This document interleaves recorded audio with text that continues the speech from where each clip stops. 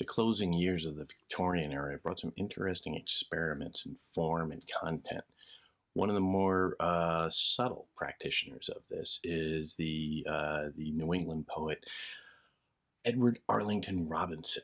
Very homey New England poet, in that classic Whittier mode. Uh, Born in the I think it was the 1860s, and started writing and publishing fairly young, and he had a pretty decent long career. And he was his stuff to this day remains fairly well anthologized. He wrote a lot of relatively short lyrics, perfect for magazines and stuff like that. That helped make him popular. There's a lot in there that is frankly kind of ordinary and very much of its time. Very somewhat sentimental. The passing of time, the breaking up of relationships, and loneliness and stuff like that. And the images tend to be fairly simple, not particularly complex. But in that, there you get the sense of him sort of, nudging up against the limits, starting to feel the constrictions and push back against them of the aesthetics of his time. And one of the more interesting ones, probably his most anthologized, his most popular, is again, a relatively short lyric called Richard Cory, which came out in the late 1800s, and he was still a very young man. And it's an interesting little lyric that captures a bit of a it breaks from the realist tradition of behavioral indications. Excuse me. If realism is often a sense that you can tell what somebody is just by looking at them, by watching their behavior, their outward signs, then this poem is turning the tables on that and saying, well, no, not exactly. And sometimes that's a real mistake.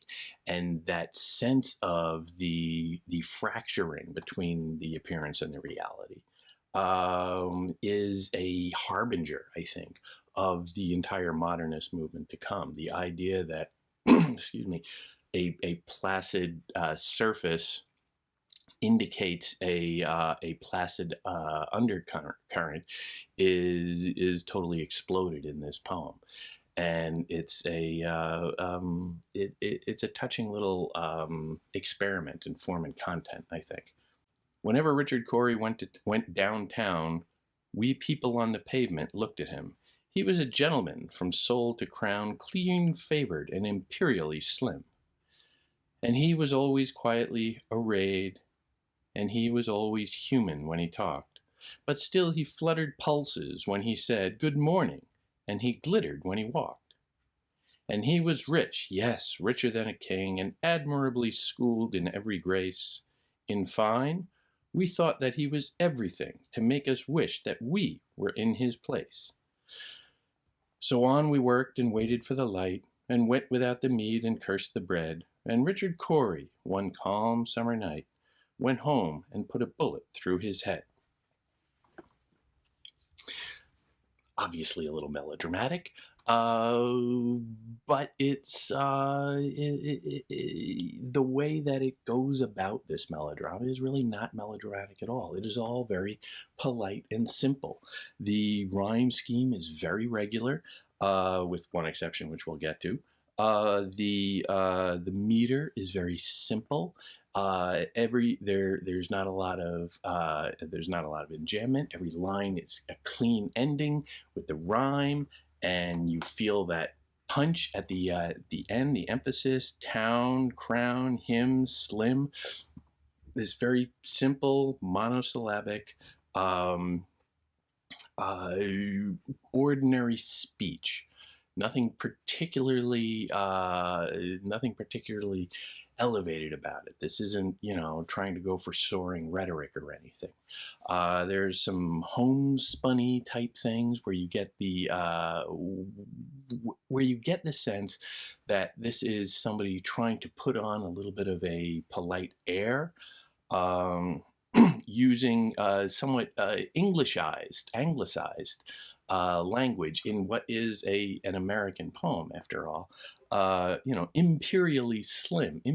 Imperially is a curious, well, it's technically Latin, but it's curiously English because of the English Empire. Um, he was a gentleman from soul to crown. Soul, obviously, they're playing on the soul interior, but from boot to top. But soul to crown. Well, crowns, again, this is not an American idiom right here, but it's somebody who is perhaps the voice is trying to appear somewhat more English, perhaps, somewhat more refined. There's that little sense of, he's, or she, whatever, the poetic voice is kind of class signaling. Like, well, okay, we're proper. We speak, English. We're, yes, we're New England, but we're we're very much of the old school. We're practically English, which always had that association, especially in the pre-World War I years, of being more cultured, more refined, more sophisticated. So there is a little bit of that going on there, and he's signaling this in little ways. The rhyme scheme is very regular, except in the second stanza, which comes curiously just as the titular figure, Mr. Cory, utters his only actual words in the piece, his only verbal action, if you will. It comes, and he was always quietly arrayed, and he was always human when he talked, which is a curious, or human when he talked, which is curious. Human. Are you expecting to be something else? Well, yeah, you're looking at him like he's a god, and he was always human when he talked, but still he fluttered pulses when he said good morning, and he glittered when he walked. Said does not rhyme with arrayed. I don't have to, I don't have to really punch either one of those words to say there. That's not a question of inflection. That's not a question of accent. That is simply no, it does not rhyme. And that's the only thing that doesn't rhyme in this poem. But his one utterance, his one verbal action, his one overture to other human beings in this is good morning, which is a greeting, which is perhaps an invitation to further conversation, to further human contact. But that comes in a broken rhyme, as if it was somehow out of place. Like, no, you don't talk to us. We're the common folk.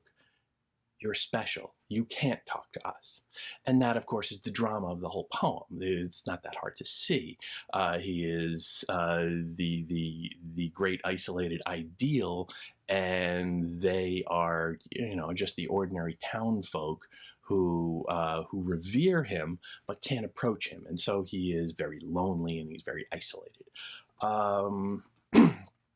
The characterization of him is so again very British, very Anglican, clean favored and imperially slim, a kind of again almost clean favored and imperially slim, a very specific ideal that they're going for there. He was always quietly arrayed, very tastefully dressed, very respectful, very unostentatious, always human when he talked. I still can't get over that. Always human, as if that is an oddity. And he was rich, yes, richer than a king. And how much do people in America especially worship the wealthy, for God's sakes, and admirably schooled in every grace. somewhat unnatural there. He has to be schooled in every grace, further alienating him, perhaps. So that if every grace is supposed to be something that is a way of diplomatic and politeness and social graces, meant to break down the walls of between people, his are actually building them up because he is so polite and he is so admirably schooled. Remember, admirably also is a sense of, you admire something from afar. You don't engage with something you admire. In fine, we thought that he was everything to make us wish that we were in his place. And look at how many times the first person plural pops up in those final couple of lines there. And they're really throughout. We and us. And there's this real sense of opposition. There is no I in this poem. There is no first person singular. It is all in the we, the town folk. Whenever Richard Cory went to town, we people on the pavement looked at him. We people on the pavement. First of all, this is significant. It gives you a setting. It's like a small town because there's pavement. Not quite a city because there's a... in a city, you don't really know the rich guy. But here, this is the local gentry in a small in a small town somewhere, presumably New England, and that sense of us versus him, that sense of opposition, that sense of natural alienation, and the poem is sort of questioning that because it's forcing that we and us again and again and again until it becomes so conspicuous. And then even in the final stanza, and so we worked and waited for the light and went without the meat and cursed the bread. And Richard Cory, one calm summer night, went home and put a bullet through his head. Again, kind of melodramatic. But notice again, the we is a collective.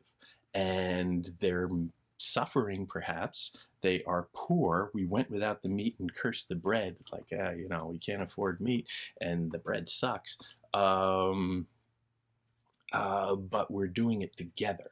There's a kind of shared communion in that. Communion, bread, again, they're okay. There's something right there. But that is actually, going without the meat and cursing the bread. That is abjuring meat is something you do as a religious thing in many traditions, denying yourself that. But that sense of isolation is very much there. The sense of he is different, he is special, he is an ideal, and that's all he can be because they're not engaging with him. When he says good morning and he glittered when he walked, they're just looking at the sight of him. He glittered when he walked after saying good morning and he fluttered pulses. It doesn't say that they said good morning back. It doesn't say that they said, hey, well, what'd you do this weekend? It's nice to see you. There's nothing of that. It is very much the ideal, and we are the common reality. We are the regular people. You are special. The ideal is something we need because it flutters our pulses during the day. Our day is kind of a grind. We curse the bread and we do without the meat, but we do so because we're suffering together and there's a sense of community in that, but also because we have a glimpse of the ideal, because we have a shared understanding of, okay, well, he's special, he's living the good life, at least, there's no resentment here. There's a sense of the ideal serving them.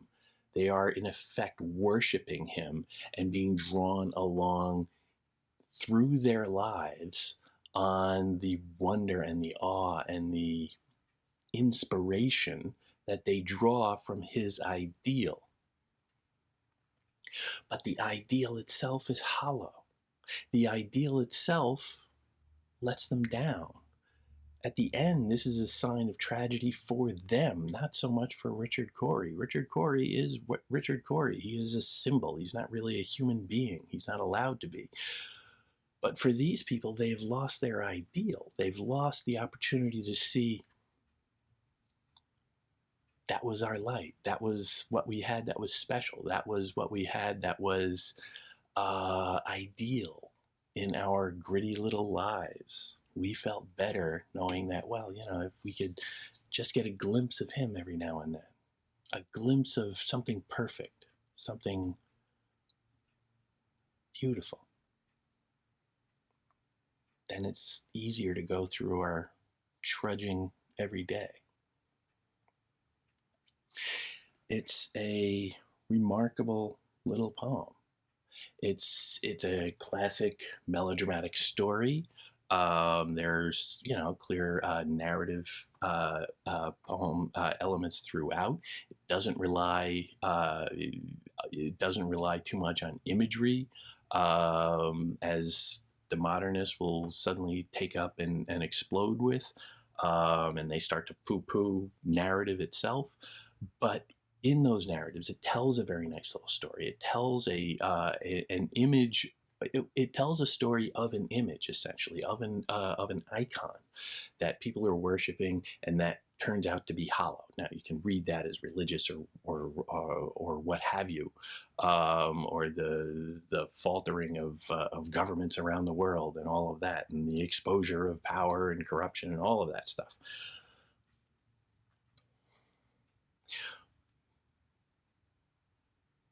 But there is something quite endearing about it. There is something quite heartbreaking in the loneliness that it portrays in Richard Cory and the people who are watching them. Because even in a group, even in a collective, they're left without. They're bereft at the end of this poem. And they have to find a way to get along without their ideal, without that image of perfection, or to survive with the knowledge that perfection itself is impossible.